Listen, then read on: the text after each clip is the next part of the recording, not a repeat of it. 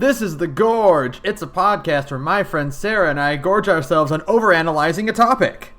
The Gorge is brought to you by ko-fi.com/thegorge. That's right, we have a coffee now, and if you donate to it, you will contribute to a goal that will eventually end in me playing very bad video games on stream, including such luminary titles as DMC, Devil May Cry, Yick, and like a whole other. I've actually got like a list on my phone now because people like that I know keep messaging me being like, hey, you should play this terrible game if you ever hit that goal. I'm like, that's cool. Well, you can help make that goal happen. You can make it a reality with your generous donations. I don't know why I agreed to do this to myself. Anyways, hey, The Gorge is talking about today. This is a new intro, if you haven't noticed. I'm still working out the kinks of it. Yeah, what are we talking about today? There we go! Hey, we're talking about, like, the big one, the big game. You saw the title, you know. We're talking about Final Fantasy VII for the everything. You can play it wherever. Everything. It's on everything. It's on Steam, it's on Switch, it's on all the PlayStations, it's on on Xbox now. Yeah, if you have a game console, you can probably play it on it. You can and should play it. Yeah, because Final Fantasy VII Remake news happened. Actually, back in May, when the first trailer came out, it was like, oh my god, Final Fantasy VII Remake news. And I was like, we should do an episode about Final Fantasy VII, which meant we got to replay Final Fantasy VII. So we did, and it kind of destroyed our gaming schedule and everything else. And now here we are. We're talking about, like, probably the single most influential game of my life. Maybe ever. And I don't really know how to begin. I don't even know where to start with this one, because it's a big one. It's a big one. So, like, normally with these, like, RPGs and stuff, we usually do breakdowns because we do, like, a Tales game or a Persona game.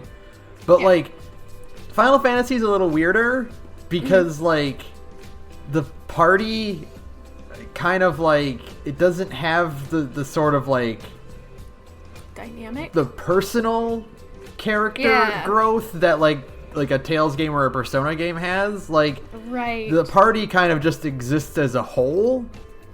Yes, they kind of become more of a unit as the game progresses, but there isn't that same kind of interpersonal drama that you get with like a modern JRPG, and especially things like Tales and Persona, which are of course our other two go-to JRPG franchises, because it's a strange little video game. You replay it and you're just like, wow, this game is weird. It's doing a lot of really different stuff for 1997. And some of it is stuff Square never really tried again, which I always think is really funny to me. Because they're like, this is a lot of hard work. I'm thinking of like the part... There's some like sequences in this game that are full motion videos, but still have like the little blocky figures went around in them. And Square never did that again.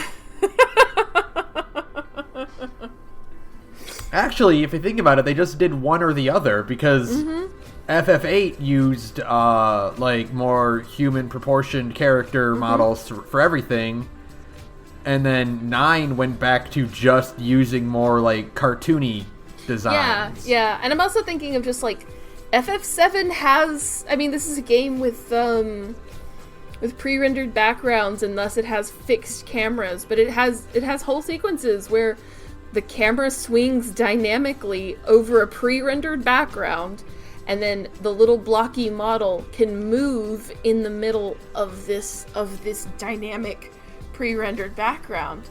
And it's like, boy, that was probably a lot of work. Boy, I can see why they didn't do that ever again. They never did that again. Like, you don't do that in 8 or 9 for good reason, because it's a lot of work and it looks kind of weird, but I love it. That's a huge thing about this podcast, this episode, is that I guess I just have, that's where we start, is I love Final Fantasy VII, like a lot, and for a while, I guess when the compilation was coming out the cool thing was to be like, Final Fantasy VII is overrated. And then you actually go back and you replay Final Fantasy VII, and like, no, actually FF7 is exactly as good as everybody says it is. Yeah, like, it's definitely one of those, like, oh, you're just angry because it's popular, and it's... Yeah. You want to be cool and subversive by hating the popular thing, but, like, no, it's good. It's a really good game. It is a shockingly good video game, for something that came out in 1997 when video game narratives were still kind of finding their feet.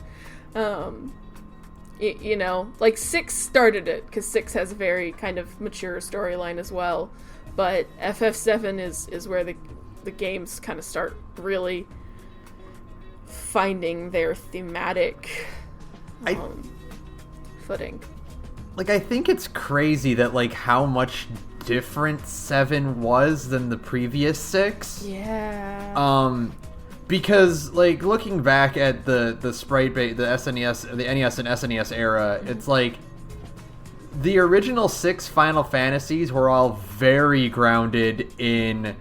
Well, the first one is just a D&D campaign. It's just Squaresoft's D&D campaign that they turn into a video game. That's why, like, you get things like dwarves and elves that never show up again. Yeah. It's just, that was just Hironobu Sakaguchi's fucking D&D campaign. Yeah.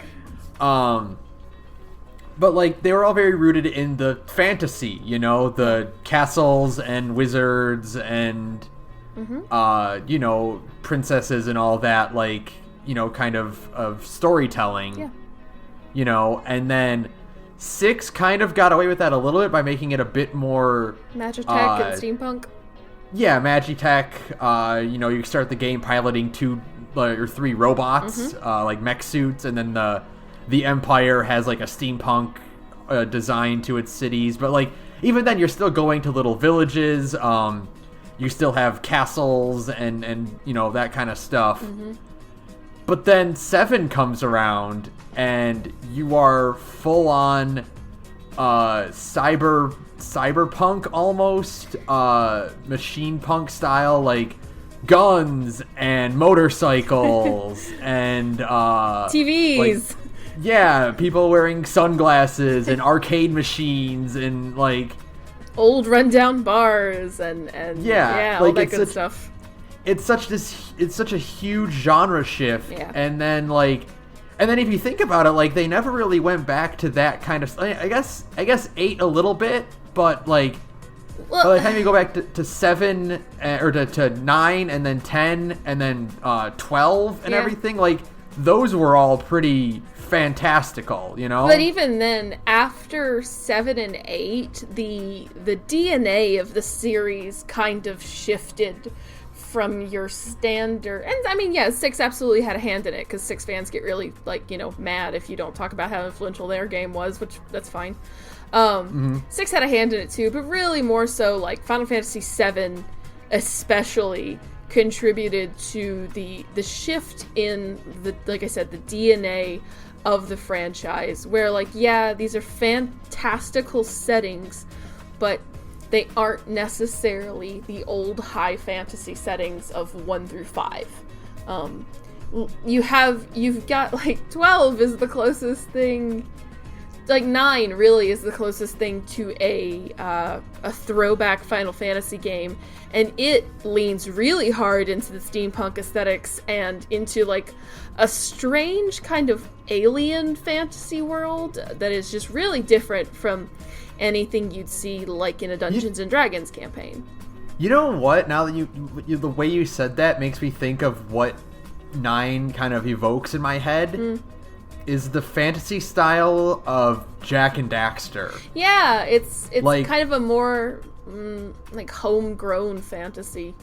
Yeah, but you said, like, alien, like, this isn't like a Middle Earth thing. They feel like magic aliens. Like, they're not of our planet, you know? There's some stuff that happens at the end of the game that really, really drives that one home.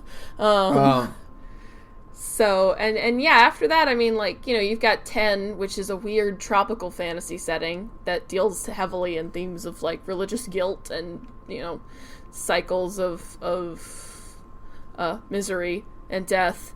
And you get 12, which is, yeah, pretty hardcore fantasy, but it's also just Star Wars, and just has spaceships. They're called airships, but those are spaceships.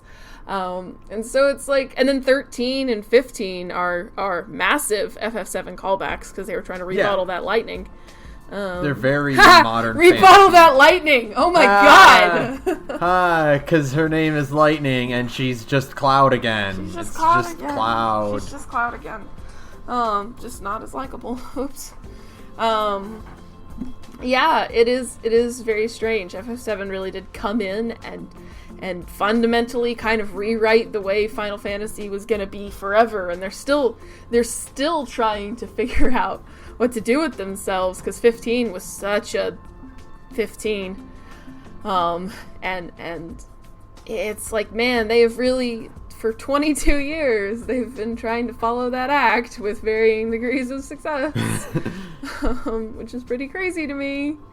So, you know, it's just like, God, you think about it in that context, it slowly you realize FF7 was such a massive shift and was so successful, just absurdly successful. It was a huge risk. Like, they were taking a gigantic risk by changing the DNA of Final Fantasy that way. Mm-hmm.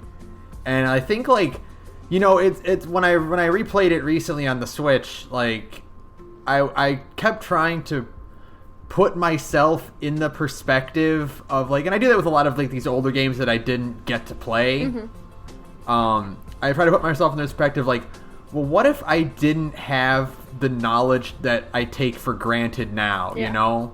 Like, what kind of feeling would I have if I didn't already know this character, or I didn't know that this event was going to happen, you know?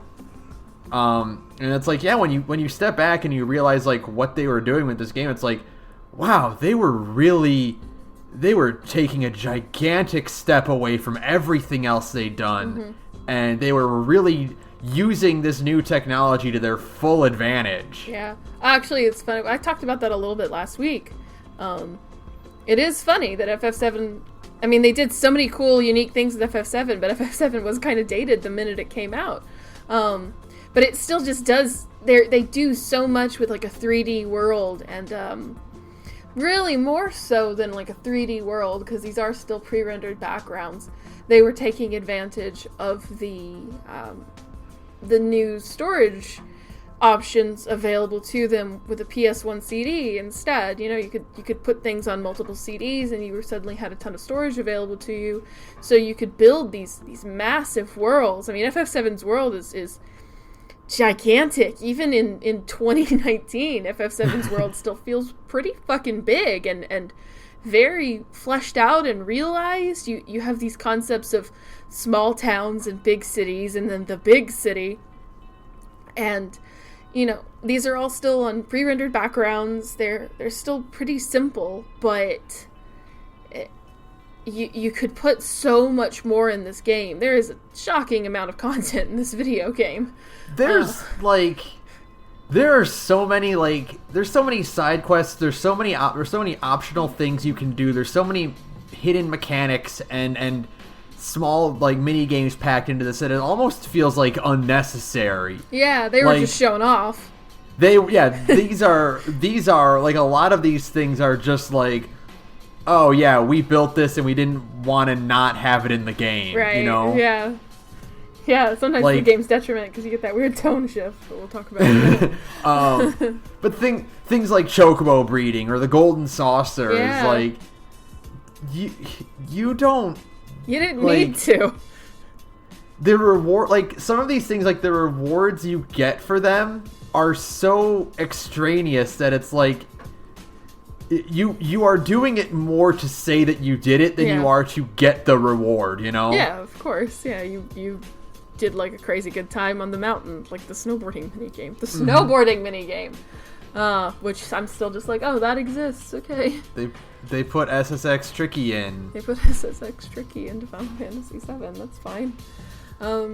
Yeah, but it does this great job of making this game feel like huge, and also making the world. I think maybe that's why everybody stayed fixated on Final Fantasy VII for so long, and why the remake has always been, like, really more so than any other game. FF7 is the one that everybody wants a remake of, and it's like, well, why is that? Why? I mean, part of it is, yeah, like I said, the game has always looked dated. Even though it has a lot of people be like, Sara says this game is ugly. I don't. I think Final Fantasy VII has a lot of incredible, intense beauty to it. It's just that those models are extremely dated. But I think the other thing that really makes people want a remake so badly is that FF7's world feels like real. Maybe because it is so... It's like it just sits just slightly parallel shifted to our own. And feels like real and grungy and lived in a way that, say, 12, like, not 12. 12's is good. Like 15's. 15's is pretty, but I mean, according to everybody I talked to, I haven't personally played it and I never will. Unless you donate to our Ko-fi. Hey. We'll put that one on the list. It just feels like lived in. It has a texture to it, you know? It's the thing where, like... The bits of technology that you do see, because, like, previous Final Fantasies up to that point, like, they would have details in them but, like, everything kind of just existed to serve the player, you know? Yeah. Like, you wouldn't see, like, you would have, like, bookcases in a room, and, like, you could probably investigate them and read a bit of text or anything, but, like, the decorations in the game were all very rudimentary, and they just kind of existed to give a little bit of flavor to the environment. Whereas in 7, like, you get things like TVs and you see, like, a news broadcast, and you ride a motorcycle and you see helicopters and you see these, you know, there's a radio, there's a space exploration program. Yeah, like normal stuff. Yeah, like things that are like, oh, you know, like, you don't... These things help make the world feel more realized and more like not like equivalent to ours, but like there's more going on in the world than what the party's doing, you know? Yeah, it feels lived in. So even though like the towns are very small and everything is kind of rudimentary when you look back on it now with 2019 eyes, it still gives the illusion of bigness, which is almost more important. Video games are all just illusions, people. You don't need to build everything. You just need to build enough to make somebody think it's big. Yeah. And FF7 did a great job in 1997 of creating that illusion, of creating the sense that the world was bigger and busier than you could ever realize. Mr. Feels Wild Ride on Twitter, he posted a picture of his playthrough, because everybody is doing a playthrough right now after E3. He posted a screenshot from his playthrough of the inn, and it's really not an inn. It's 2 beds. It's 3 beds at the top of the weapon shop in Sector 7 in Midgar. And I love that. I love that space. I'm like obsessed with the interior spaces of Sector 7 especially. And that inn, because it's like tiny and cramped, but none of the beds match. There's posters hanging on the wall, and I love the detail that, like, you get the sense that this is such a scummy part of town that somebody just left a gun on one of the beds. Somebody just left a handgun just laying on one of the beds because it's that part of town. It's that kind of a shitty cyberpunk slum nightmare. And you're like, oh, in an instant, you just fill in the rest of the details. You get it. You're like, oh, this is like a shithole. This is, you know, a horrible place to live, but people still live here and they still make the best of it, you know. Everybody's got lives, everybody's trying to, you know, get by, and like, man, just with a few little details. That's all it takes. It's those details like that work because they have that implication with them, you know? It's like, Tifa's bar has a bunch of neon signs, it has a bunch of pinball machines. Well, that means that video games and arcade machines are a form of entertainment in the Final Fantasy VII world. Yeah. You know? Oh man, so it's like our world. Yeah, and it things like, oh, if there's a news broadcast, then that means TV exists, which means they probably have studios that film sitcoms, or they film, you know, whatever. Yeah. And it's like, that makes the world, like, oh, this is like a real place then. Texture. You don't go to those places, you don't see that, but the implication is there. Yeah. And that's more than like a lot of previous JRPGs, and how a lot of JRPGs nowadays don't do. Yeah, I'm thinking when we were talking earlier, like, I love Tales of Berseria, but boy, do those towns suck. In comparison, like, Tales of Berseria is a very empty.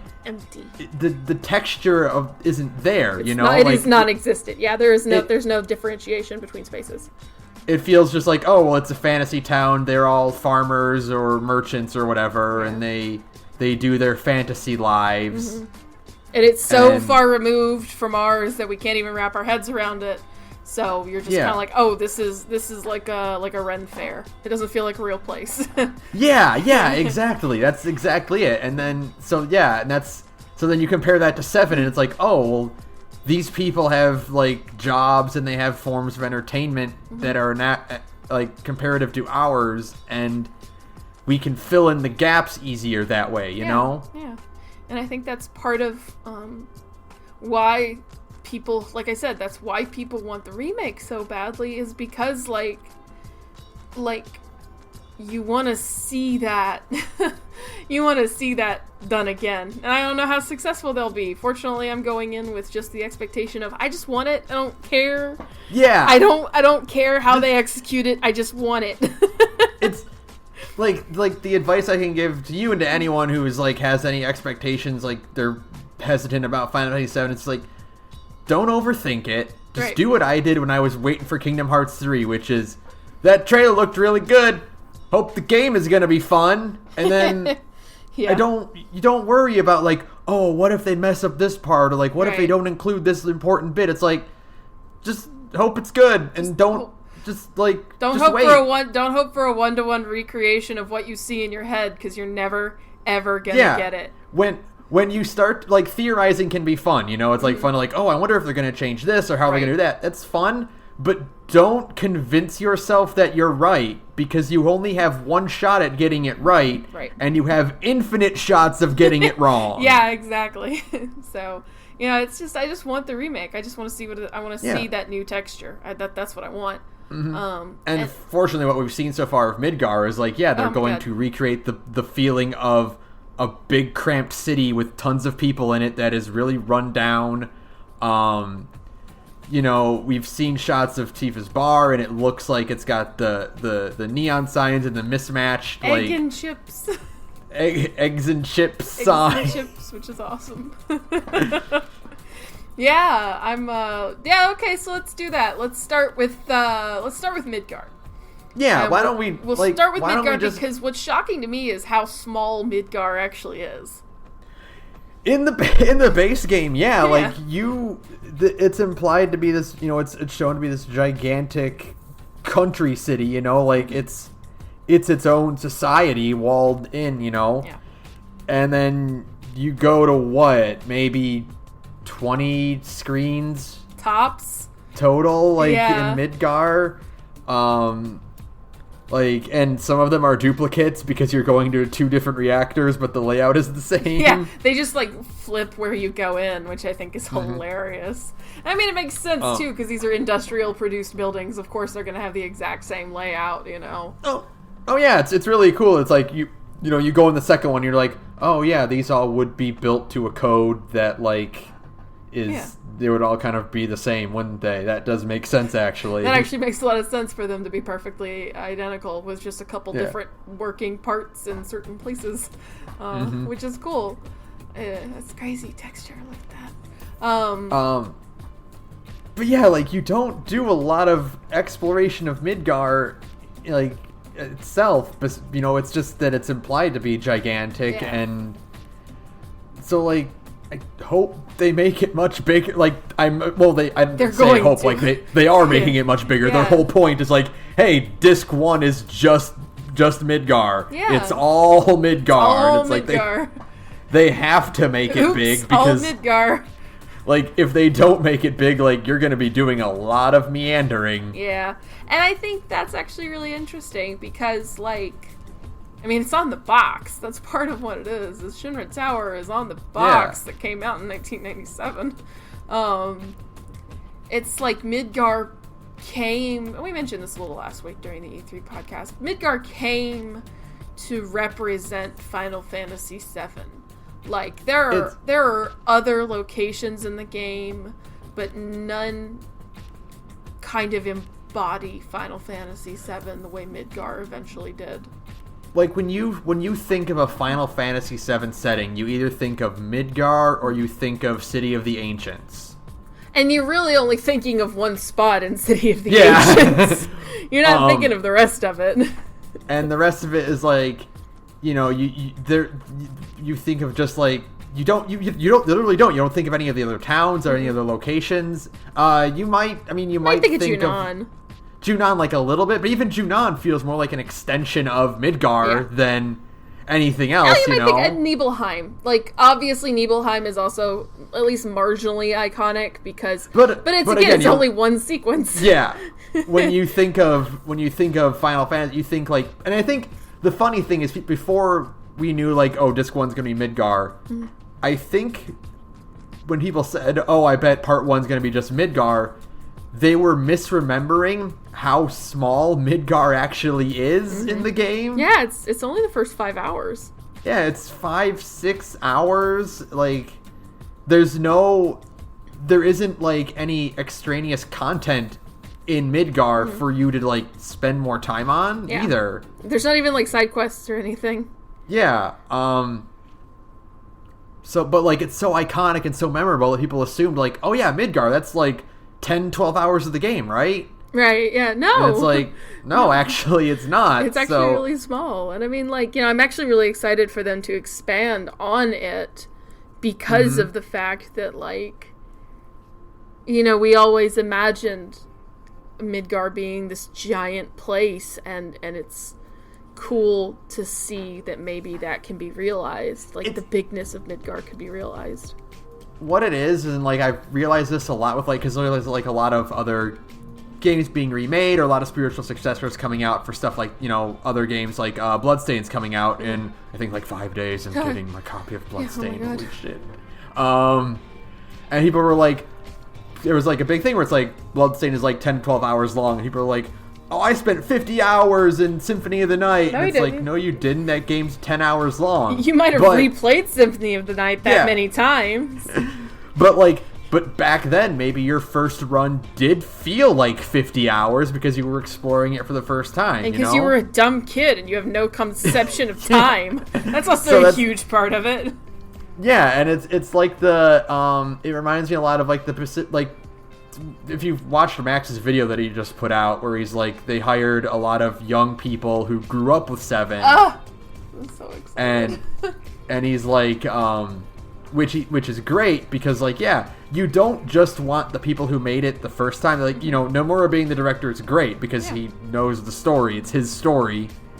But you also want people who grew up with it because you want people who can recreate the experience they had growing up with it. Yeah. So to them, it felt like Midgar was this gigantic chunk of the game.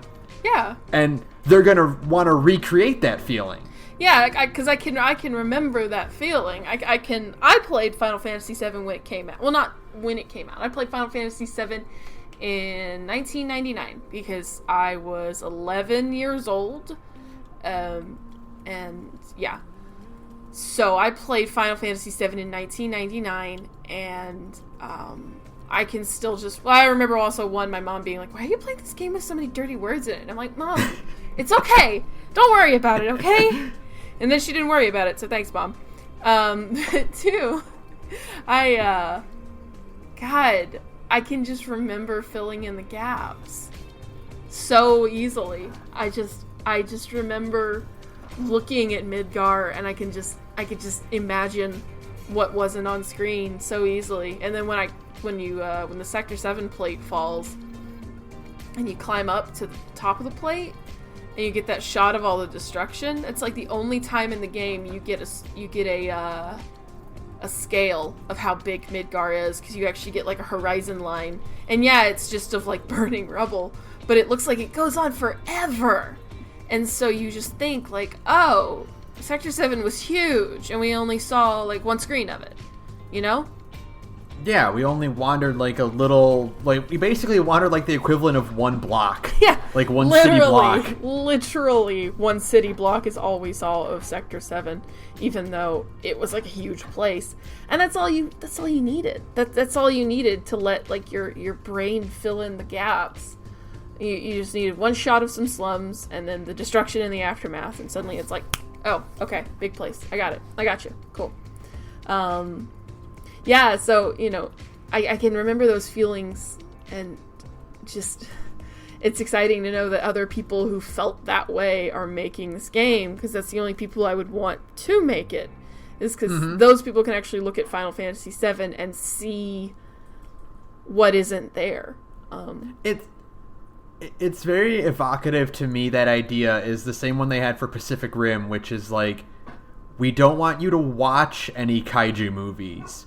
We want you to base it on what you remember them being like. Yeah. That's a good way to put it, actually. That's what, like, I have a feeling like I want, like, that sort of design mentality. Like, don't just recreate Final Fantasy VII. Just make the one that was in your head. Yeah, because that's Max brought that up. Max Dude brought that up too. If they did that for Resident Evil 2. Resident Evil 2 is made by people who played Resident Evil as a kid, and like a couple of the original team. But it's like, no, we want you to make it the way it felt when you were 11 or 10 or 12 or 13. You know, like make that game. And so that's why I'm like so excited. It's just to give me, like, get my hands on it for even a few minutes to, like, see the scale of it is just like, oh my god. Yeah. It's real. It's really real. It's coming out. It's coming out. It's actually happening. Holy shit.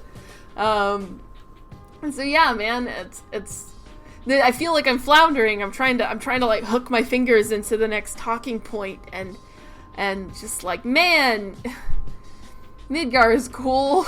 It's all is literally all my idiot brain is coming up with right now, because it's just like, the game is so good.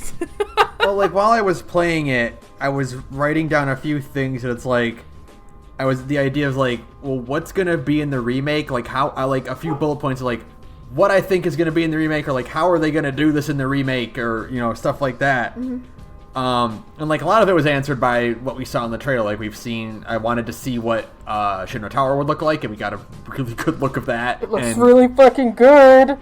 We already saw the motorcycle game is back, and we're gonna have multiple forms of it. Cool. We're gonna do it multiple times, which is dope. Like, I am very curious how they're going to handle certain characters, like Hojo. Oh god, what if Hojo gets a glow up? What if he looks hot? God, what if he looks good? They made Heidegger look good, and like I keep seeing that screenshot of Heidegger and President Shinra, and I'm like, what the fuck are you doing, Square? Now the thing is, like, out of the trio of complete and total bastards that Rufus was unfortunately saddled with, like, Heidegger is probably the most dignified of the bunch, so I can understand him looking actually pretty decent. Yeah, but even then, he's such like he's an oaf. He's such every single one of, like, the dipshits who work for Shinra, except for Rufus himself and Reeve. And even Reeve, I'm a little, like, suspicious of, because this is a grown man with a Scottish robot cat. That he's LARPing the accent? That he's LARPing the accent, because Reeve does not have a Scottish accent. And what even is a Scottish accent in Final Fantasy VII Landia? Don't worry about it. It's Rocket Town. Yeah. Because Rocket Town looks very, like, Dublin. European. Sure. Not Dublin. That's Ireland. What am I thinking of? Glasgow. Right? Yeah. There you go. God, please don't come kill me. I know that nobody likes it when those two get mixed up. I'm tired. Yeah. It's 10 o'clock at night. But no, like I can understand Heidegger looking decent enough. Like, I'm really worried that, like, oh god, what if Palmer gets a glow up? What if Hojo Oh gets god, a glow up? I'll walk into the ocean. They're not giving Palmer a glow up. God in heaven. If they do, I'm just flying to Japan and be like, excuse me, Mr. Nomura, what the fuck? Do you remember what Palmer does? Like, you can't do that. The man wants lard in his tea. They do okay, here we go. This is our next tangent. They do such a good job of making every single one of these dipshits, like, utterly incompetent. Like, yeah, you say Heidegger is, like, kind of dignified, but no, this man is an oaf. Rufus tells him to his face that he's, like, a complete idiot, and as soon as Rufus is gone, he's, like, shoving random beachgoers into the ocean because he's so mad. That bit where it's great because, like, Rufus walks away and, like, Heidegger, like, slowly marches towards just some random woman chilling on someone's, like, boat or, like, their biplane. Yeah. And, like, you can see her, like, trying to scoot away. Like, what is this guy doing? He's so mad. He shoves random sailors into the water, and he, like, gets really angry, and he has a dumb horse laugh. And it's, like, every single one of these people is just a doofus. And they're all stupid. Like, Scarlet and Palmer are, like, the worst. Scarlet is the worst. She's just an evil harpy, and it's like, I can say that because there's plenty of other cool lady characters in Final Fantasy VII, and we'll get to that. But she's just the worst. She's just the worst kind of just, like, evil. They're all so cartoonishly evil, and I love it. Don't get me wrong. Yeah, no, it's great. It's excellent because it sets them apart from the absolute dopeness that is Rufus and the Turks. But you know, that's fine. It's like the implication or like the fill it, like the thing you fill in your head where it's like, oh, these are fucking President Shinra's college buddies. Yeah, or they're just whoever brown nosed this idiot the hardest. Yeah, like they were hired from sheer nepotism because they knew the right things to say to him to get into a position of authority. And it's like, they have no idea what they're doing. Yeah, it's like everybody else around them is infinitely more competent because, like, you know, you've got Reeve and you have Sid, who, like, Palmer is in charge of the space program, but he's not, like, really doing anything. Like, Sid is the one who actually did all the hard work and shit. And then, like, Reeve is there, and he's off doing his own thing. And then, like, Heidegger is technically in charge of the Turks, and they're all way more competent. So you just have this hierarchy of doofuses. Like, and it's kind of like working in a real company. All of the managers are idiots. And everybody beneath them actually knows the fuck they're doing, you know? It's almost like it's saying something. God! It's almost boy, like this game's got a lot to say. It rules. Yeah, you don't want politics in your video games. I got bad news about Final Fantasy VII Remake. FF7 is sure the fuck not apolitical. It is just about the horrors of capitalism and how literally nothing but an apocalyptic event can break the wheel. It's crazy. The planet's dying, Cloud. The planet's dying, Cloud. It's like, I don't give a shit. Well, you're gonna. Give it time, buddy. Yeah, it's just like, boy, I'm really not looking forward to anybody else in Shinra getting a fucking glow up. Like, I know Scarlet's probably gonna be hot, and I'm not gonna know what to do with that. They're gonna make Hojo hot, and I'm gonna walk into the ocean. But hopefully, it's like I told you, like the nightmare scenario is that Hojo's like just glow up, and he ends up looking like Jade Curtis. God, I would actually hang myself. Like, that's the kind of, like, hot scientist archetype that hot Hojo would get. No! God, the long hair, the glasses, the dignified stance. I almost... What, have we decided on what the title card is? Because I almost want the title card to just be, like, Hojo's giant fucking Cro-Magnon forehead in all of his concept art from the original version of the game. Because he's just got, like, this man is a caveman who was allowed to experiment on babies. He is a literal caveman that was unfrozen in the ice. They gave him a lab coat. And then said, here. And somehow he God. gets women. He gets women. He gets a lot of women. And I don't understand. This man is a literal knuckle-dragging caveman who experiments on babies and ruins everybody's life. Final Fantasy VII, it's all Hojo's fault, baby. Like, everyone's like, gosh, Sephiroth. I'm actually really excited for the remake because I'm hoping Hojo is just a complete monster. It's like, oh, Sephiroth is the villain. No, Sephiroth is dead. That's the thing. Sephiroth died, literally, when Cloud, kicked his ass 5 years ago. And all that's kind of left is, this thing that's kind of being puppeted around. It's it's partly his will, and also just, a meat puppet being steered by Jenova.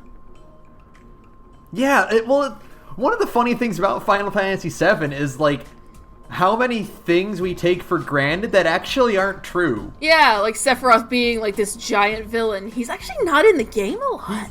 He's dead. Sephiroth isn't even the villain. There's a thing that is inside of Sephiroth. Yeah. But Sephiroth is not the villain. He's just like a dead guy and Sephiroth's real only villainous act was destroying Nibelheim. Yeah, it's wild to me, and I'm like, yeah, that was evil as shit. Make no mistake about it. But then he died. And and then Jenova took over. Yeah, all the weird Jenova cells in that man's body took over, and I think it's kind of implied that it's at least partly his will, but it's more like his bonkers ass, when he went insane will, that's just kind of latched onto Genova's desire to destroy the planet, if I'm right. Yeah.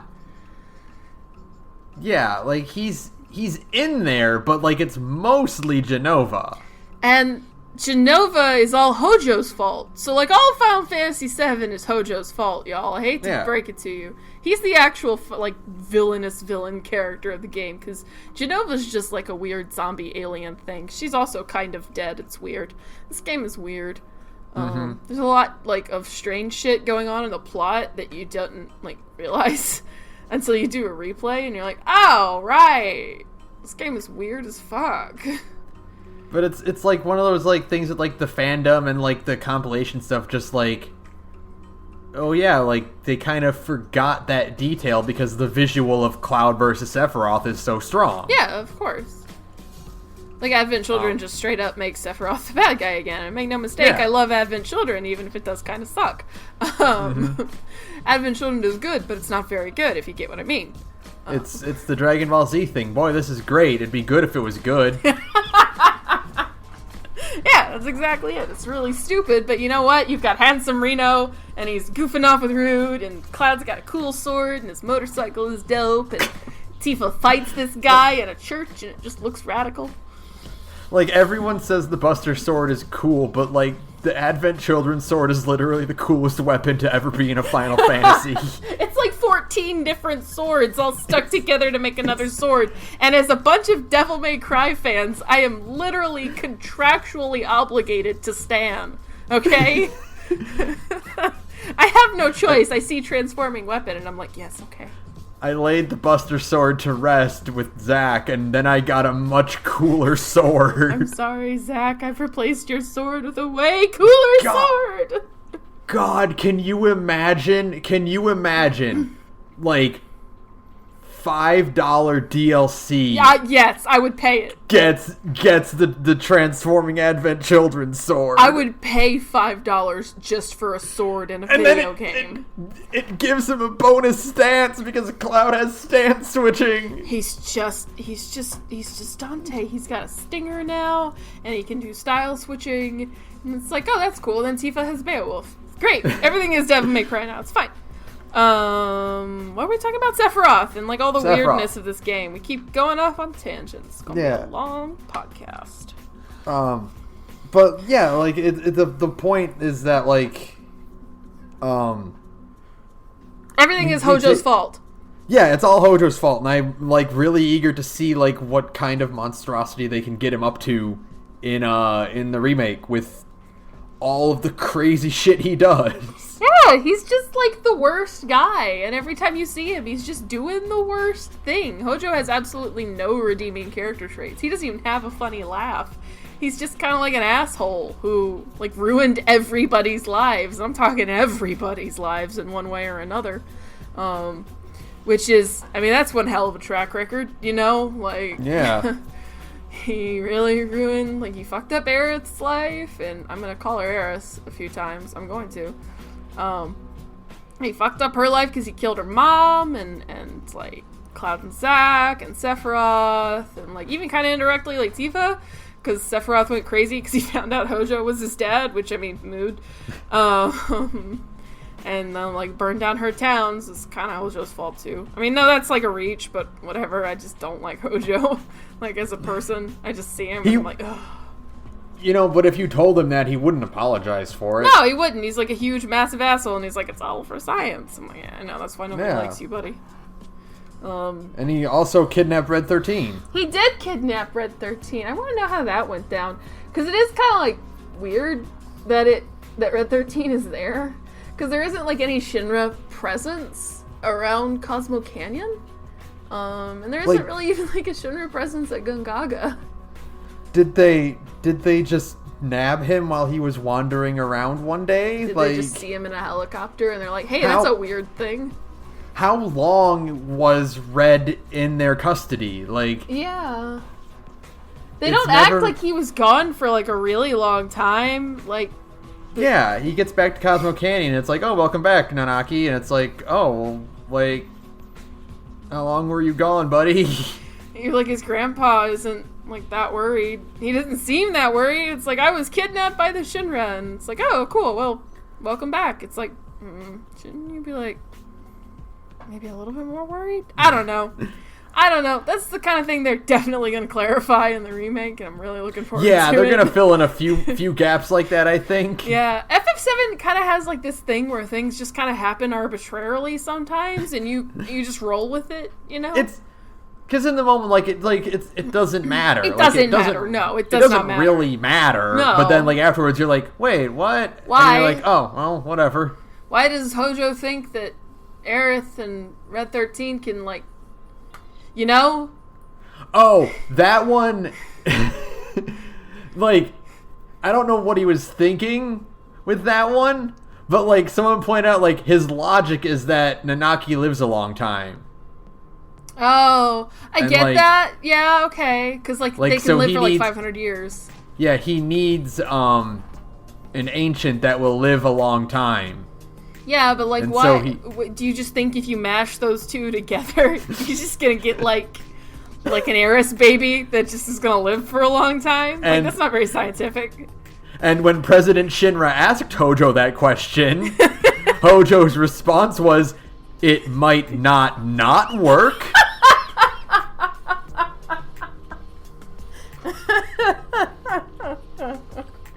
And then President Shin was like, all right, sounds good to me. All right, I'll sign the budget deal. There you go.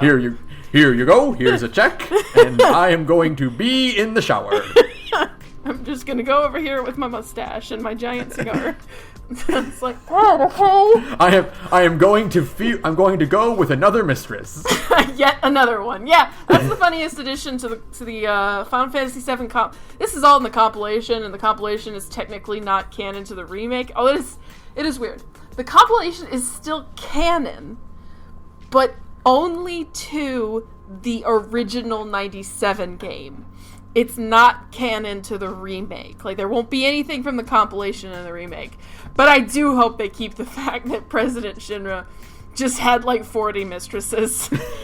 Like, he's just constantly just picking up another mistress, because there are literally, like, 4 Shinra kids. There's Rufus, and there's Lazard, and there's a guy named Evan that's in a novel, and then there's another one who's, like, a kid who's like 10 or 12. I don't know his name, but he exists. And it's like, chill the fuck out, dude. Like, damn. Wrap it up. Stop hiring secretaries, dude. Chill the fuck out. God. So yeah. and then at the, off in the background is Hojo just being like, what if I mashed this dog and this lady together? It's like, no! Stop! Why are you like this? Why is Shinra... I mean, I know the answer is that Shinra is just, like, the biggest corporation in the world and can do whatever it wants, because there's no politics in video games. It's like, man, I actually do think it's bonkers that apparently Shinra was originally a weapons manufacturer, and then became, like, an electric company, and is now just, like, the de facto world government. Yeah, they just bought their way because they have the monopoly and they're the ones that keep the lights on. Yeah, it's... Again, what are you going to do? Go with someone else? Yeah, it's not like you can just... Well, it actually is interesting because Gungaga mentions that, like, after the reactor blew up, they're like, yeah, we're just going to live, like, with the land now. They actually literally say that. They're like, we're just not going to have power anymore. It's like, oh, okay, I guess that works too. I guess if your only other option is literal evil and being powered by souls, then that works. Yeah.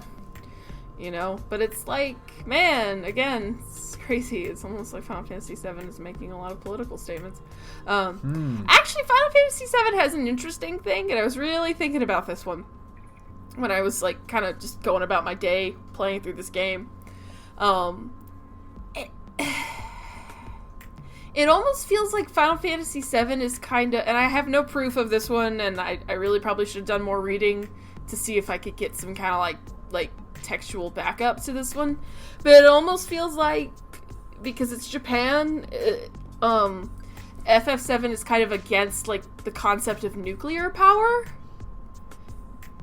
Because, like... I can feel that. Because, like, what is Mako? It is glowing green energy that can transform monsters and mutate them to make them bigger, more aggressive, and, like, more monstrous. And it can also mutate, like, human cells and stuff.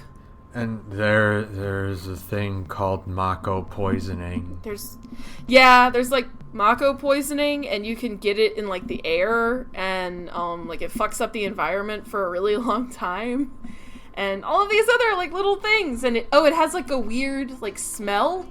I mean, radiation doesn't smell like anything, but it has, like, a weird aura, and that aura can, like, make you sick. And that's, I don't know, that kind of sounds like radiation. I think there might be a parallel going on with that. And then the game is really funny in, like, 2019 when they're like, we should just go back to using coal, and it's like, the bit in Advent Children were like, yeah, we're done using Mako, we're gonna switch to oil, and it's like, no, that's not gonna be very good in a few years. God, give it 20 or 30 years, and you're really, really gonna fucking wish you didn't. So yeah, it's like the weirdness of Mako and materia is I really dig it. And when you replay this game as an adult, you're like, oh, this game actually has a lot to say about a lot of things, about, like, monopolies and the destructive nature of capitalism, and how we're all just kind of, like, forced to be ground into paste underneath its wheel, and, like, all kinds of good stuff, and how, like, you know, people are forced to do desperate things and blow up reactors. I'm actually really, really interested to see what they do with that in the remake, because they're going to expand on, like, the human cost of direct action. And I love me some direct action, but that's just like, oh, yeah, that's right. They actually killed, like, hundreds of people in a terrorist act. That's kind of fucked up. Yeah, there is a morality thing where it's like, oh, yeah, the heroes in the first few hours are terrorists, and they do kill civilians. They do kill civilians, and it's kind of like, hey, you know, there's a human cost to this kind of thing, and it's like, is it worth it? I don't know. That's an interesting topic to weigh in on, and... in your funny fantasy video game with a snowboarding minigame. In this game where you dress up as sailors and you infiltrate a boat, and the main character wears a dress and looks very pretty.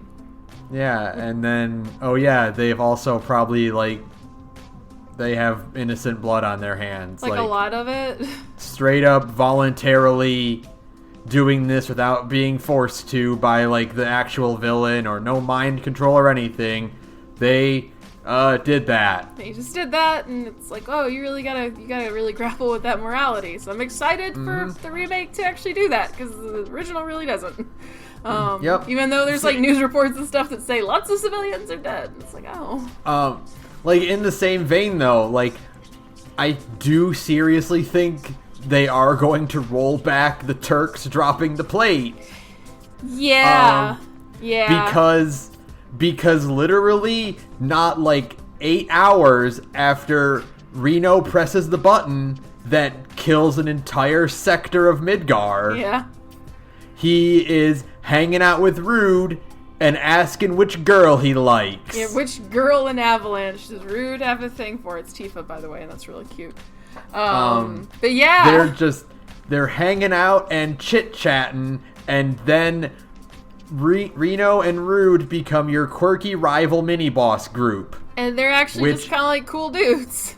Which you can't really do because they have millions of people that they have just murdered directly. Yeah.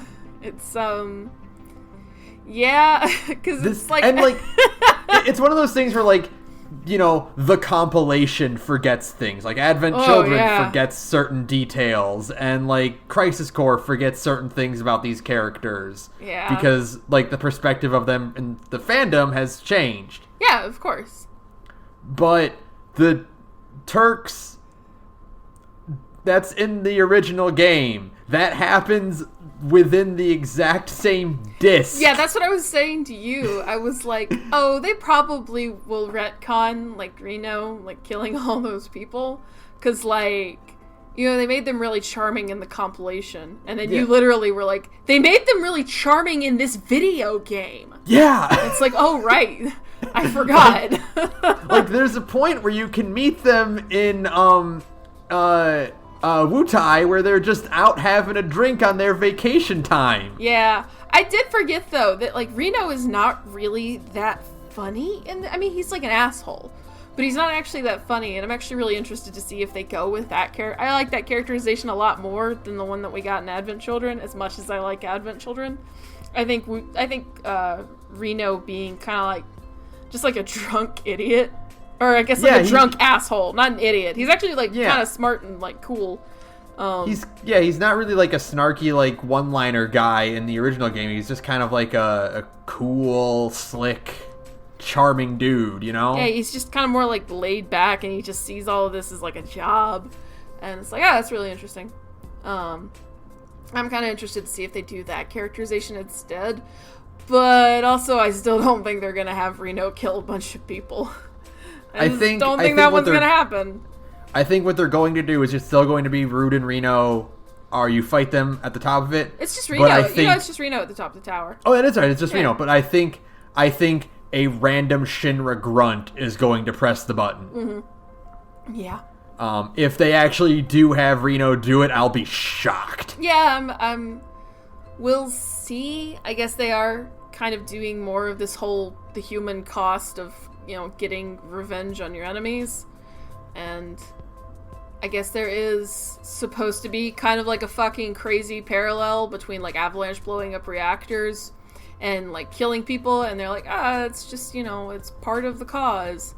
And then you get to President Shinra, who's willing to go like the insane extra mile to do the same thing. Like, it's part of the cause, and his cause is making money. So I guess it's supposed to be like a parallel thing, and it's that Reno is also just going along with it without even really like thinking about like the degree of suffering being caused. We'll see. I can see where they could still have Reno do it. But I could also just as easily see them retconning away the fact that the Turks kind of commit a war crime. Yeah. The Turks are really likable. It's kind of like the thing someone brought up. I saw like on Twitter a while ago. Someone was replaying Final Fantasy IX, and it's like, Beatrice slaughters a town and never pays for it. Yeah, Beatrice gets away with completely fucking decimating Burmecia without even batting an eyelash.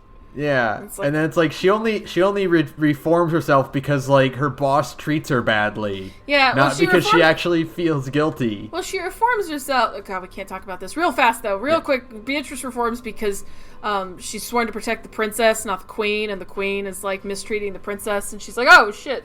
But that's still just like you're only reforming yourself because somebody you directly know is suffering. And I don't know exactly how noble that is. And then Beatrice gets a happy ending and she hooks up with Steiner if you do the right thing. And it's like, oh, that's kind of nice. And then you think about it and you're like, wait a second. The Burmesians were literally like all of the people in Burmesia and the people in the big tree whose name I don't remember anymore. Those people, they are now almost extinct. It's also like in Dragon Ball Z where it's like, we wish back all the Nameks that were killed by Frieza and his men, and then the tribe that Vegeta killed don't get brought back. Yikes. And it's like, wait. Oh, right. War crimes. Yeah. Whoops. So yeah, I think they're either going to roll that back or they're going to soften it or they're going to do something that makes Reno less directly responsible for the sake of the fact that it doesn't fit with the rest of his characterization the rest of the game. Yeah. Reno even says something just like, don't put yourself or like your sanity on the line for your job in Wutai. And it's like, oh right, because you're just a guy drawing a paycheck. You're not like you don't have any like ideological interests in Shinra. You don't care. And I mean, like, Shinra doesn't really have any ideology because they're just a big corporation, and corporations don't have an ideology because capitalism. But yeah, I'm actually really excited to see the Turks in the remake because Turks are basically my favorite characters in this game. But God, we're an hour into this and we haven't even talked about the main characters. Do you want to talk about the main characters? I mean, I do. I really do. We don't have to do like a step-by-step thing like we usually do. We just kind of like throw ourselves into it. Yeah, let's talk about the cast then, because I have a lot of other points I want to get to, and I don't know if we're going to get to them tonight. We'll see. This podcast is also going to be in multiple parts, much like the fucking remake. This is, or it's like we're gonna at the end of this podcast and be like, please insert disc 2. Yeah. Whoops! I really like Final Fantasy VII. No, but it's totally great. I love it. But yeah, let's talk about these characters because these are good characters. They really, really are. They're good characters, despite the fact that going through this game again, I'm like, they actually don't like have a lot of like interpersonal, like we said, not a lot of interpersonal drama, and like there's some good growth. But it is in a more scaled back 1997 JRPG kind of way, where like a character kind of has their own personal plot line and that gets resolved, and then their growth is just kind of good. Like Barrett gets his really early. And then mostly just the party is just there afterward. Yeah. But it's cool, and like, so for one thing, what I really like about this is how the fact that you can organize your party however you want because of the materia system, which is one of my system is so good. One of my favorite JRPG systems ever because it's just in depth enough that you can really customize a lot, but it's not the job board. The job board has never been good, even in the international version of 12. When they made it better, it's still not great. It's not the job board. And as much as I like the sphere grid, it's also not the sphere grid. It is way better than the sphere grid. Yeah.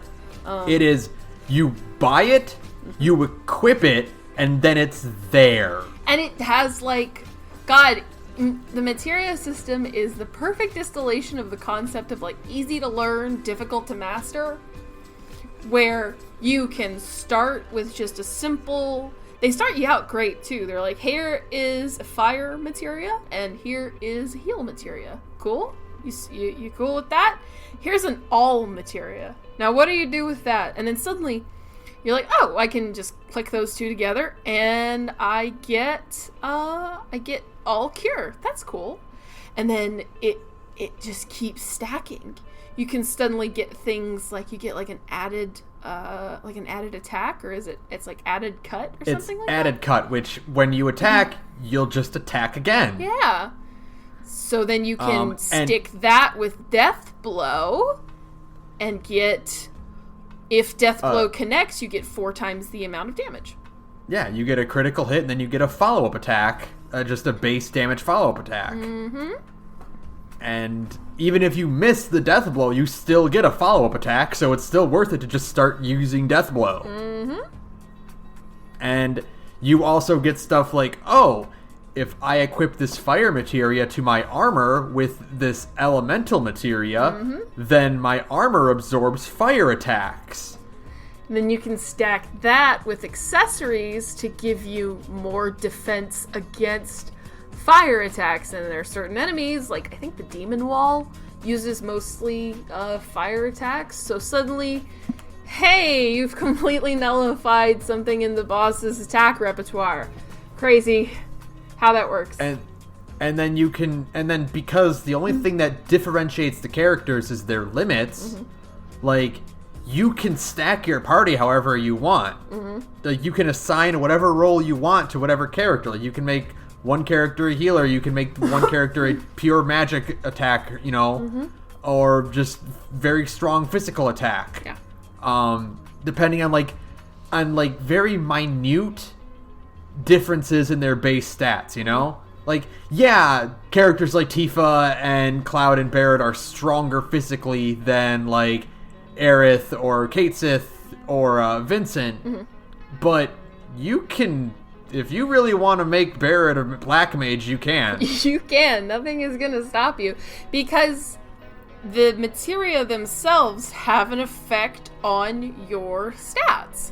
So as you equip materia, the proficiency with magic goes up, and it's like, yeah, certain characters have an inclination toward magic more so. I think like Red 13 and Aerith and Vincent and maybe Yuffie lean more toward the magic side of things, like their stats are more conducive to magic. But like you said, you can just do whatever you want, and the materia will adjust the numbers for you. And even stuff like support materia certain support materia adjust your stats. Like the cover materia that lets you take attacks from 4 other party members boosts your vitality, and so that means you can weather that attack more. And it's like, oh cool, this is just like the simplest and yet most complex form of character customization ever. It is genius in its simplicity. And the only like thing you have to worry about is making sure your weapon and armor have the slots you need to equip everything. Yep. And they have enough of the paired slots you can pair your alls or your elementals or whatever you need. And even then, like, replaying this game, I'm like, wow, all of these weapons are like really just laid out perfectly no matter what. Like, you were very, very rarely going to get a weapon that's not conducive to materia growth.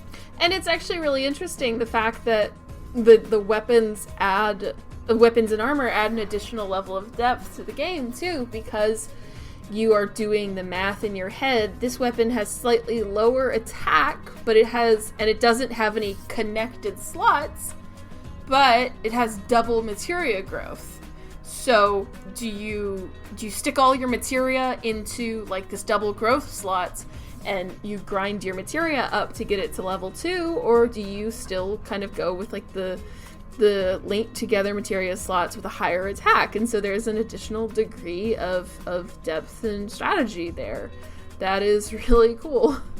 It just builds on itself constantly, and you start getting, like, you can Google it. There are tons of posts on the internet. Some of these posts are like 20 years old, by the way.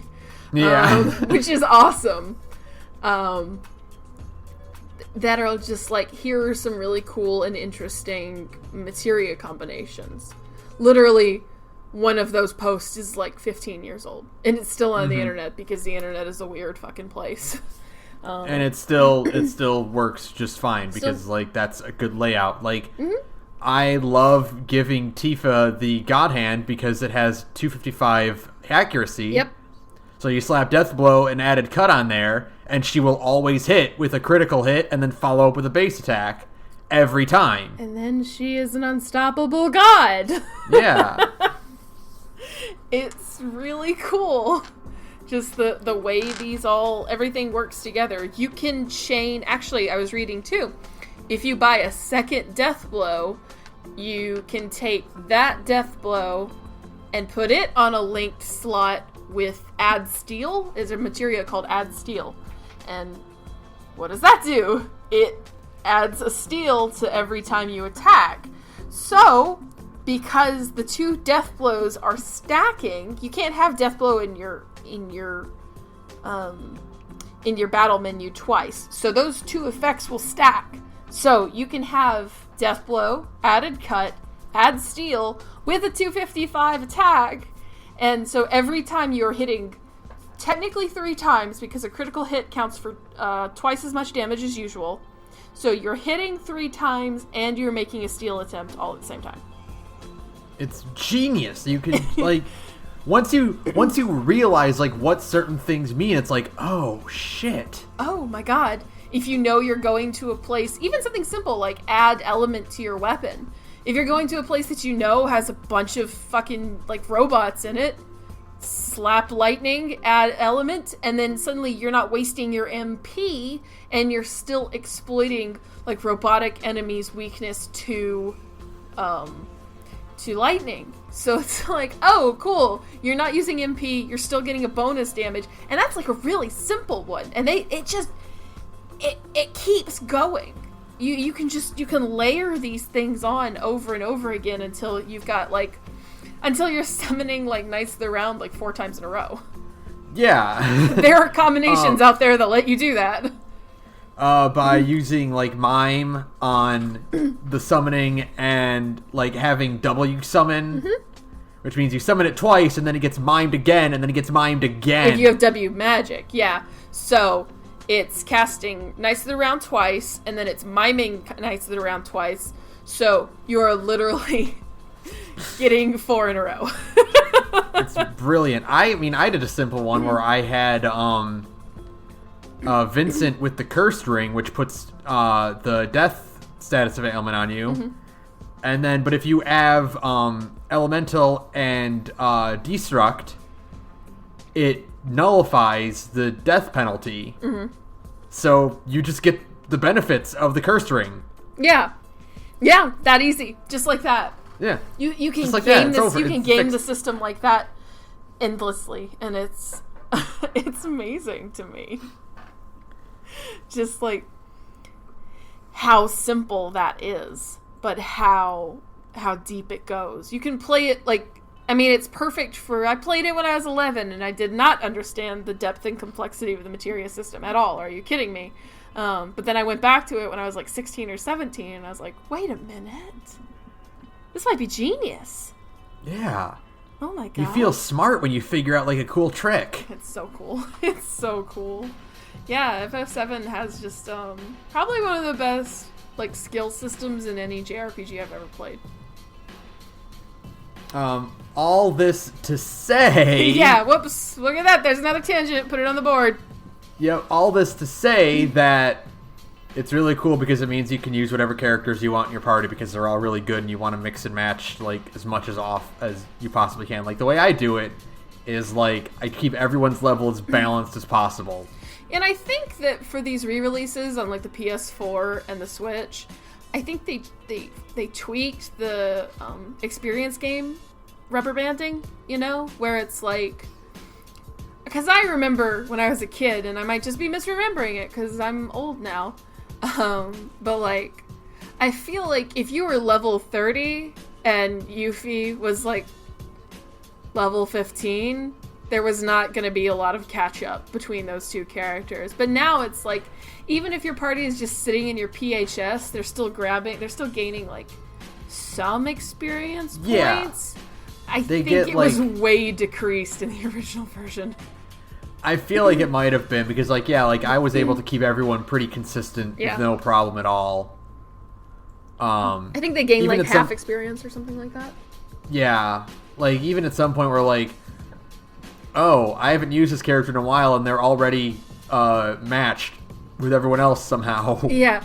Yeah, I think that's just a quality of life thing they added for the re-releases. Because otherwise it would be really insufferable if you did the Jenova fight wrong and then had to go into Bizarro Sephiroth with half your party, dramatically underleveled. Which I'm not saying is what happened to me, but it happened to me.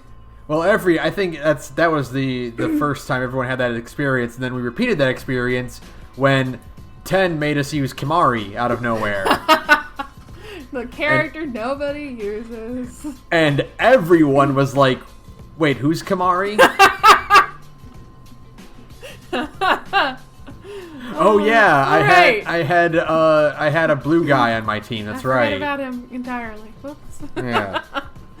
Oopsie. Yeah, there is a way to do that first Jenova fight. I think if you do it fast enough, you only have to fight Bizarro Sephiroth with one party. Yeah, well, it's. I mean, I guess the way it happened with me is you get an option. It's like, are you worried about your other teammates? And it's like, yeah or no, and you can just do it with one. Oh, it wasn't like that before. I'll tell you that one right now. It used to be that there was a hidden timer, I think, and it was just that you had to beat the final form of Jenova fast enough, and then you could fight Bizarro with just the one party. But if you weren't fast enough, you had to fight him with 2, and sometimes even 3 parties. And boy, that's the C team having a hard time. Oh boy. I'm really glad they fixed that in the re-release, because that was hell on earth. Yeah, it just means you can... Well, all of this to say, boy, yeah, this podcast is a mess. All of this to say that every single character is good, and you can just use your faves whenever you want, and that's exactly what I usually do. I'm just kind of like, I feel like using Sid today, because I love Sid, even though he's a grump and his weapons don't hit very often. Yeah, like, so I have, like, a few things in my list about, like, the party members and stuff. Oh, I'm glad you took notes. Like, on my list of things that I hope are in the remake, or, like, what are they going to do in the remake, boy, the Calm flashback's going to be interesting. Yeah! Now that we actually have, like full motion to kind of, like, get everyone's actual reactions. Yeah, that's going to be interesting to see Tifa being like, oh my god, like, he's crazy, oh no. Like, I think one of my favorite parts about the Calm flashback is how on edge Tifa is. Oh, the whole time, yeah. Because, like, there are several points where, like, Barrett's like, I don't get all this, I'm gonna go lay down. And it's like, no. Let's let Cloud finish. Internally, she's just going, ah! Because, like, in her mind, she's having a panic attack because, Cloud is very confidently saying a lot of things that aren't true. Stuff that definitely didn't happen. And it's like, oh no. And, like, God, what do you even do in that situation? Like, and it's like, if you have a friend you haven't seen in a while, and he shows up out of nowhere, and you're like, oh, hey, you want to come hang out with me and my friends? It's like, yeah, okay. And he's hanging out with you, and suddenly he starts telling a absolutely fucking wild tale that you know for 100% a fact did not happen that way, but he is, like, convinced it happened? He's not lying. Like, no. He's not, like, you know, bulking himself up and making himself look good. He believes what he's saying, and you know it's wrong. Like, what do you say? You don't say anything. She's like, oh, this is a bad place to be. You don't say anything. You just kind of, like, panic a lot because there is no answer to that problem. Sorry. It's like, I'm excited to see, like, how they handle that, like, when we actually get to see her expression. Yeah. I'm really excited to see the Calm flashback for a lot of reasons. I'm, like, excited to see the Sephiroth scene, of course. You know, Sephiroth and fire, because, like, It's been remade like 4 times now. And it always looks cool. It always looks really cool. And, you know, like, there's a lot of there's a lot of things about Cloud specifically, and, like, people reacting to Cloud, though, that are interesting. Yeah. Like, hey, what do you think Aerith was thinking when she saw some guy with her ex-boyfriend's sword and clothes? Like... acting a lot like him. Like, that's weird, right? Like, oh, that's really uncomfortable. What are you even doing? And she even asks him at some point, like, oh, I'm looking to... Well, there's 2 things. There's one that, at the end of the Midgar sequence, Cloud asks her, like... She says, oh, I want to come with you, too. And he's like, oh, you want to go... She says, I have a lot of questions. He says, oh, you mean about, like, the Ancients? And then she just says very mysteriously, many things. And it's like, yeah, bitch, I bet you do have a lot of questions about a lot of things. I bet you do want some answers. Yeah, I don't blame you. And then a few times she's asking, like, I want to know the real you. Like the actual you, not the person who is Zack. Yeah. Not the person you are, like, deeply impersonating and trying to live through. Oh, God, and you're just, like, a big mess of nightmare trauma. Just really, really trying to get by and not doing a good job of it. Boy, Cloud gets it hard, huh? Yeah, he really does. Like, he goes through a lot. He goes through some shit, and it's like, oh, man. Yeah, the only thing I'm actually really sad... So, like, CyberConnect were the people making the remake originally, and they had all their work scrapped. Whoops. But the one thing, and I mean, like, most of their models looked like okay. They were very 2015. We're now in 2019, where things are colorful again, thank God. The only thing I really liked about CyberConnect's model was that Cloud, like, looked like shit. Yeah, he really did. Bad. He was really, like, really gaunt and, like, tired. Like his eyes were sunken. And... Yeah. And I dug that, because literally at that point in the game, Cloud has been, like, out of a nightmare catatonic trauma state for, like, 2 weeks. Yeah, like Zack is still, like, his body is still up there on that ridge, man. Okay. It's really fucked up, actually. If you think about it for a few more minutes. You're like, oh, God, he's probably still up there. So it makes sense for Cloud to look like trash. But also, I think CyberConnect's, like, hair for Cloud was, like, the worst. It was literally a cheap wig. At least that's the way it kind of looked. So I'm really pleased with the new models, but I did like how bad he looked, because he would look bad. He's had a rough time. He hasn't really taken a break since he had a rough time.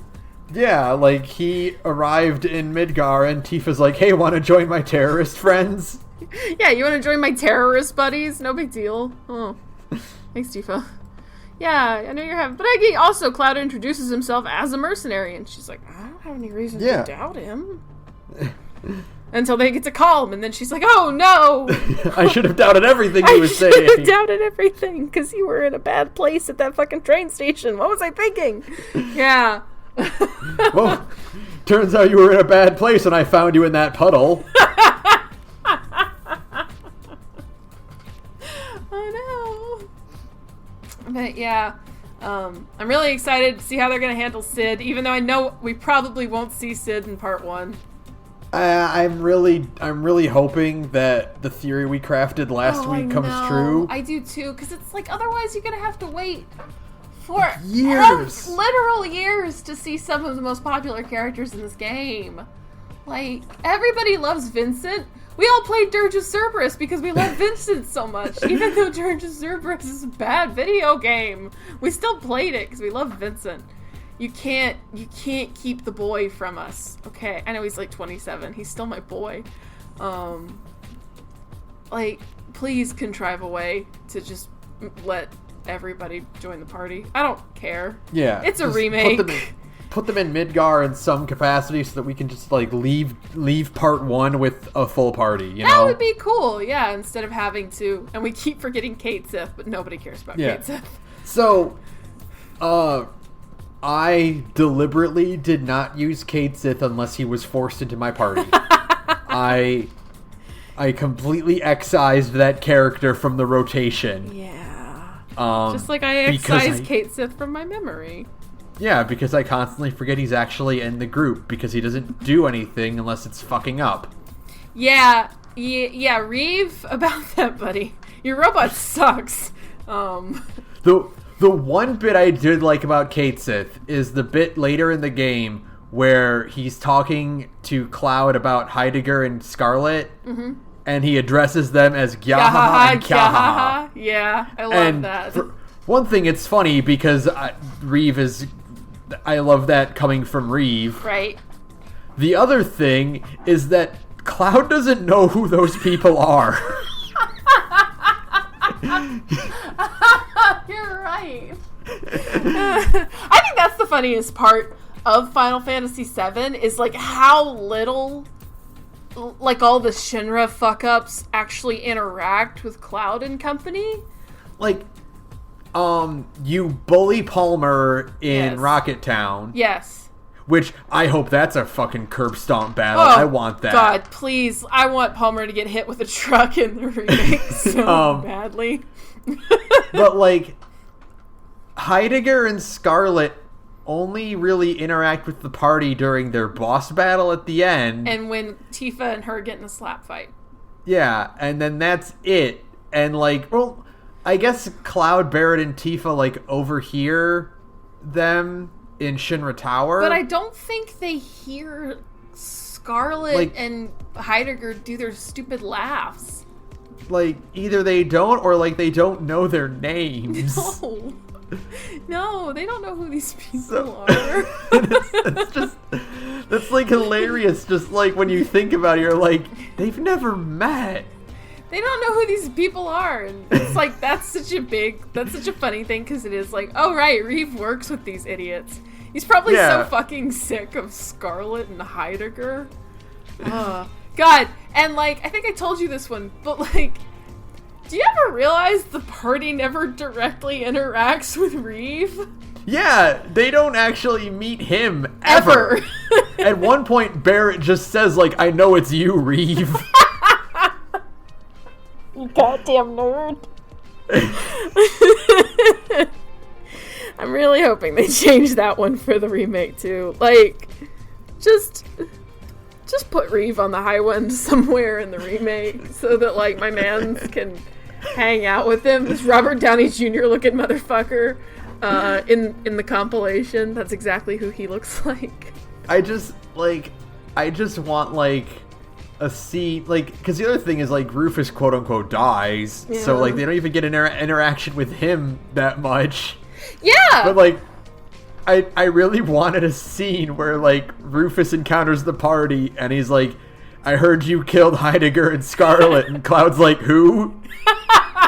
Rufus is like, thanks, I was really sick of them.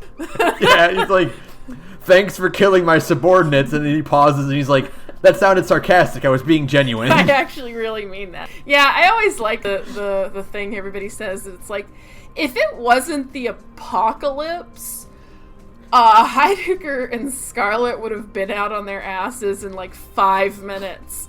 But the problem is that, like, Sephiroth is back, and he's, like, probably gonna fuck things up, so there's really no time to go through the hiring process. Yeah, he doesn't have time to contact HR to give them their severance pay and work out a time to screen new hires and interview them and do the training. Figure out who's really, like, capable of handling the weapons and, like, you know, security divisions. Like, there's just no time because, like, the end of the world is kind of happening, you know?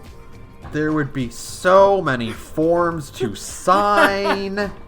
So it's just like he is just stuck with his dad's horrible toadies for all of Final Fantasy VII entirely because he just does not have the time to fire them. I think that's hilarious.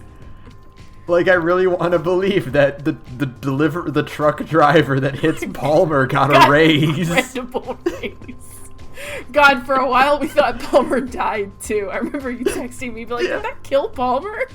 I hope that killed Palmer. He doesn't show up until one cutscene where he doesn't say anything, so it's like maybe like his neck got broken and he's just like stuck. It's like, do you know who you are? No. Good. Rufus is like, put it back just in that sit in brown that chair. We're not firing this one. He finally shut up. Oh my god.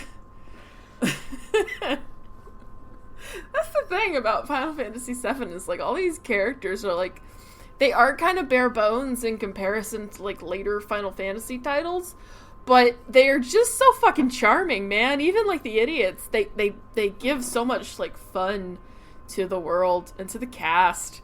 And it's, like, it's not, like, a huge drag like some later Final... Like, I love 12, but there is not a lot of levity in that game. No, like, 12 could really have benefited from, like, some party banter between battles, like, some chit-chat here and there. Just, like, a couple, like, standard, like, little flavor text conversations when you maybe, like, pass, like, a point of interest to be like, ooh, what's that? And then Balthier can be like, why, it's a blah, blah, blah, or Bosch can explain things. Because, like, otherwise, like, that game is a huge drag.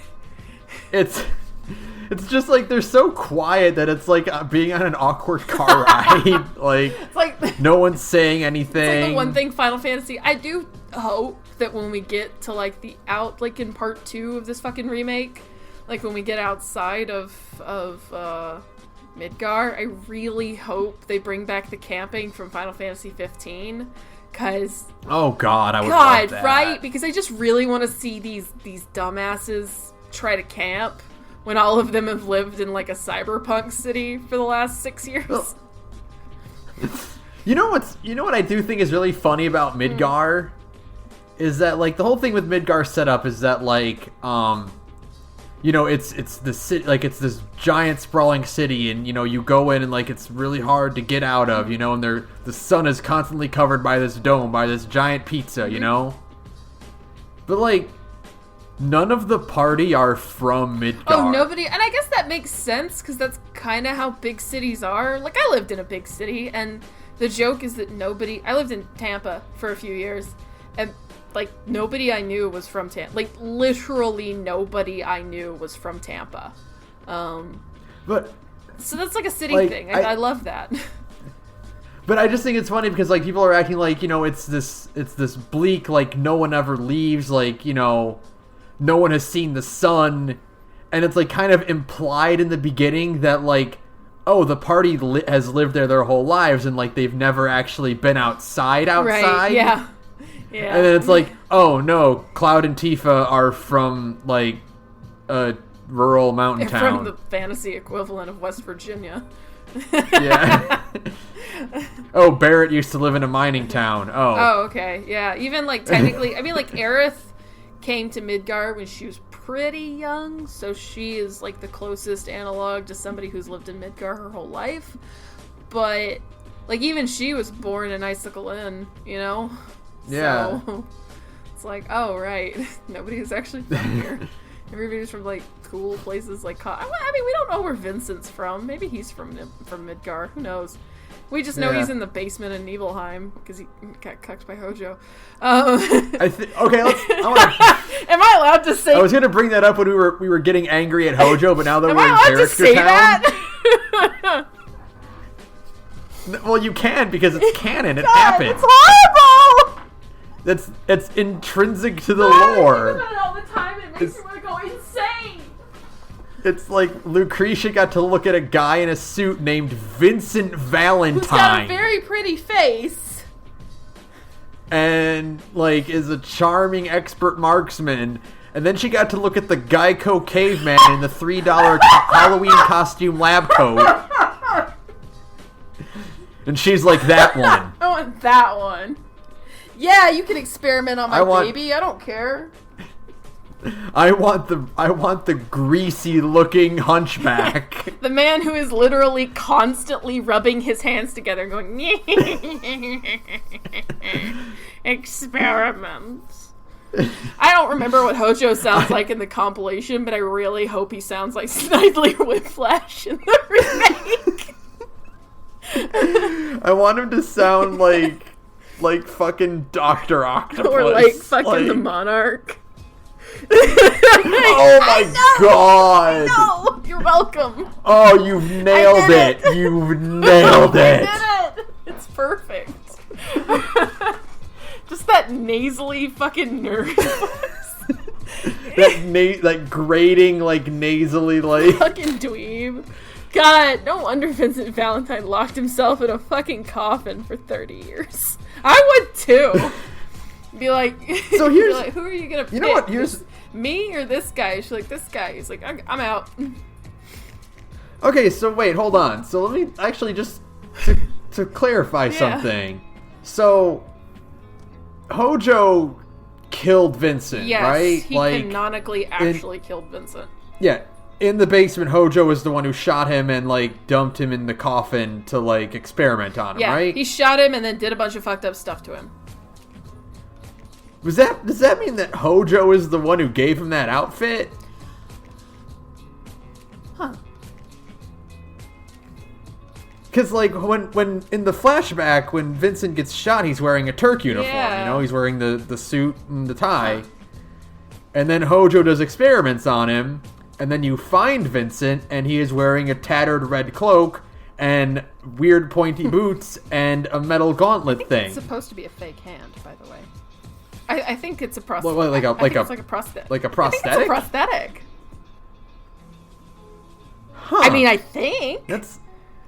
That's... I'm going to look up Vincent's concept art right now, because I've always assumed it was a gauntlet, because that's what Cloud has in Kingdom Hearts. Oh... I don't know. I've always assumed... I think everybody's just always thought it was prosthetic, because Hojo did a bunch of fucked up stuff to him. And, like... Okay. It's not outside the realm of possibility for Hojo to cut somebody's arm off. I'm looking at his original concept art. And in the original art, it does look like a prosthetic. Oh God. But let me pull up his Dirge of Cerberus concept art, because it might have just gotten retconned into a gauntlet. It kind of does. Yeah, I don't know. It's okay. In the original art, it's very clearly a prosthetic. Like, there's no way his arm could fit in that. Yeah, because it's too narrow at like the part where the sleeve meets the metal. But I'm looking at a Dirge of Cerberus artwork, and like, it could be a gauntlet. I don't know anymore. I always thought it was a prosthetic. Well. Okay, because I'm also looking at, like, his transformation, and it's a regular arm when he transforms. Yeah, but that's like a fucking magic thing. That doesn't count. Yeah. This is a fantasy video game, and Vincent turns into a fucking, like, Jason. God, you've kind of blown my mind here. I always assumed it was just, like, a gauntlet, because, again, that's what Cloud just has, a metal claw gauntlet in Kingdom Hearts. And, like... Chain. I just always assumed that's what Vincent No, had. dude, it's always... I mean, like... I think this is the difference between growing up... Like, I have been on... God, I was thinking about this the other day, and this kind of goes back to that whole, like, materia combination thing. I have been on Final Fantasy fan sites since, like, 1999. And so, it's... I have a hard time, sometimes, separating, like, what is fact and what is fan theory, you know? Because I've just been in it my whole... I didn't never go through a phase where I didn't like Final Fantasy VII. I have never had that phase. I had a phase where I didn't like anime, and a phase, like, you know, I didn't like certain stuff. It's never happened for Final Fantasy VII. I've always liked it. I've always followed it. I've always been interested in, like, all of its, even, like, the shittiest parts of the compilation. I'm just like, yes, give me more. So I have no idea what is and is not canon anymore. And, like replaying this game has just been like, oh, God, that's right. We don't know anybody's backstories. It's been a very interesting time for me. But yeah, one of the oldest things was everybody was like, that's a prosthetic. But maybe it isn't. Maybe it's just a gauntlet. It's unclear. Results are inconclusive. I guess we'll find out for sure when we see Vincent in the remake. Yes, please put him in part 1 somehow. I love him. With the amount of detail that went into like Tifa's gauntlets, we're gonna know. We're gonna know right away if it's a prosthetic or not. Please just put him in the fucking remake. Do it. I'm dying. I just want to see them. Show me the boy. This poor sad bastard. But like, I think we're both like everyone is in agreement that like they're just going to put Yuffie and Vincent in the game. Like, yeah. They're not gonna be optional anymore. No. It would be way too much work to make them optional at this point, and because like Dirge of Cerberus and the other compilation games like already put them in the party. Like it's already canon that you get them. Yeah, no, they are just part of the party. Like there is no really like unless like you were first playing Final Fantasy VII back in like 1997, maybe you could miss them. You actually could very easily miss them. Especially Yuffie. Oh my god. Well, I mean, I think you would encounter Yuffie, but you wouldn't recruit her because you wouldn't know to do the right thing. Yeah, actually, that's the funny thing is that in this most recent playthrough, my encounter rate to get Yuffie in the first forest outside of Junon, and I think maybe as the game goes, so Yuffie can appear in any forest on the overworld in the game. And there are just no forests before the Mithril Caverns. So, like, there's just no opportunity to get her after Midgar. You have to do the Midgar Zalem part first. So, she can appear in any forest, and I think that her appearance rate in Junon Forest is lower because that's the first forest you hit. And then as you progress through the game, I think it's, like, higher, like around Temple of the Ancients and stuff like that, like around the Bone Village. The chances of encountering her get higher. But in the beginning, it's actually really hard because when I was grinding to try to get Yuffie as soon as possible, it took like 20 minutes before I got an encounter with her. I was literally grinding for a really long time before I actually got her. It was weird because I don't remember the encounter rate being that low. But maybe I got bad RNG. Who knows? Yeah. But if you don't spend a lot of time in forest, you really could just miss Yuffie. You would never know. Yeah. And then Vincent has a whole thing, but he has like a whole. And he's harder to miss because the note in Shinra Mansion is so obvious. Yeah. Like it sticks out because it is like an interactable object in a pre-rendered environment, so you could probably get him. And he is more plot important than Yuffie. Sorry, Yuffie. And like, yeah, now that I think about it, like, you could easily miss Yuffie and like because you wouldn't know to say the right thing because it's not inducive, it's not like conducive to like pick the quote unquote wrong option. And then I don't know what happened. Like, do you just keep running into her? You can keep trying, and you basically just, if you hit it wrong the first time, then you can just go through the options again. But that's like a huge pain in the ass too, because again, those encounter rates though. But I do think they're just gonna be part of the plot now. They're just part of the story now. Sorry. They'll just make it. It's super easy. Just make it. You have a mandatory encounter with Yuffie, and then you can't actually get to the basement where Sephiroth is without waiting. Vincent. You just can't get in there. So that's it. Yeah. There you go. I fixed your problems for you, Square Enix. You're welcome. But I actually do really hope that we get them sooner because I love them a lot. They're some of the most charming characters in the game, and they're optional. Especially because Vincent's story is like, it's not technically integral. Like, you can understand the game just fine, but it is good to kind of know like where like Sephiroth is coming from and stuff, because like he's the main villain of the game. It's like, oh, that's kind of fucked up. They did some fucked up stuff to a baby while it was still in the womb. That's not cool. Like it's just like Vincent serves as a good parallel to Sephiroth. Yeah, too. Yeah. Like, not only in terms of like backstory, but also like design wise. Yeah, he is kind of like his polar opposite. So why some people are like, what if Vincent is that baby's daddy? So yeah, I just want to see more of that interaction, and like Yeah, the one thing that the remake will benefit from is that, like, all these characters are going to get to react to things a lot more. Yeah, there's a ton, according to Jason Schreier over at Kotaku. There is an absolutely staggering amount of new dialogue. Like, there's just tons of incidental combat dialogue between characters, which is exciting. Because we'll actually get, like, lots of character interactions and stuff. Oh my god. It's everything I've ever wanted. Mm-hmm. I'm so excited. Oh god, I could talk about this game forever. I think the party is very, like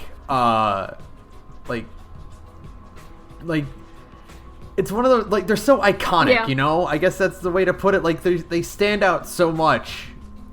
And I think part of it's because 7 is so popular, but also just, like, the character, like, their designs, their personalities are both really, really strong.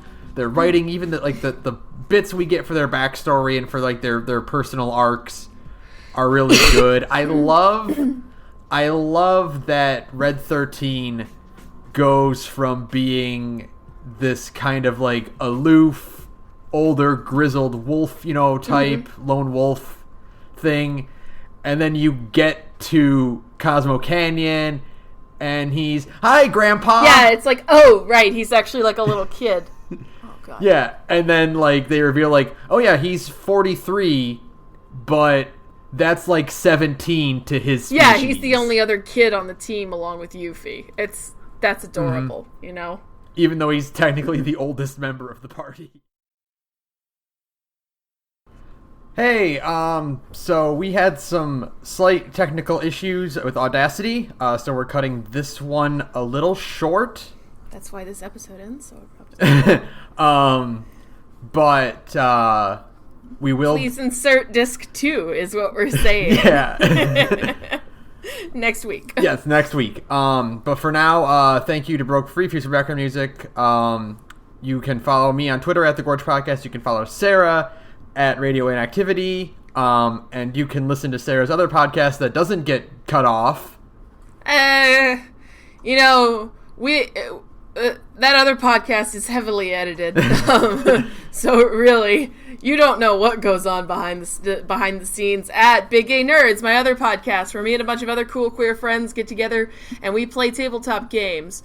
We try out different systems. We have a lot of fun. Right now we're playing Blades in the Dark, an 1800s heist-themed system that kind of takes a lot of concepts from stuff like Thief and Dishonored, and it absolutely rules because all of us do extremely stupid character voices and accents, so you should come check us out. We're at Big A Nerds on SoundCloud, and you can find the links to the rest of our social media from there. Thanks. Alright, so yeah, we will be back in a few days, and where we will finish off everything we have to say about Final Fantasy VII.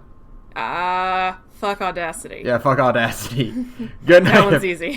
Good night, everyone.